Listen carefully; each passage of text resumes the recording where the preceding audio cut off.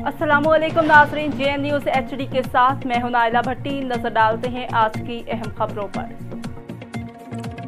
हाजी मोहम्मद वारिस सईदी की रिपोर्ट के मुताबिक मेलसी बर सगीर में सिलसिला चिश्त के बानी मशहूर सूफी बुजुर्ग सुल्तान अल हिंद ख्वाजा गरीब नवाज मोइनुद्दीन चिश्ती अजमेरी रहमतुल्लाह अलैह का 812 उर्स बड़ी अकीदा व एहतराम के साथ मनाया गया, जिसकी सदारत हज़रत ख्वाजा पीर मोहम्मद अख्तर अली नकैबी ने फरमाई।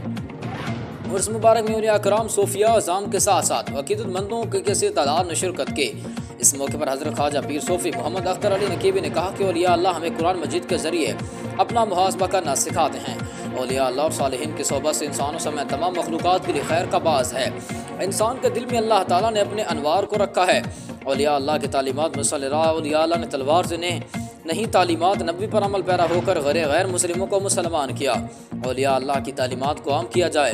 ख्वाजा मोइनुद्दीन चिश्ती को बर्र सगीर का सबसे बड़ा वली और सूफी बुजुर्ग भी समझा जाता है। और इस मुबारक बिनामवर कव्वाल हबीब अली वहीद अली ने अपना कलाम पेश करके समा बांध दिया।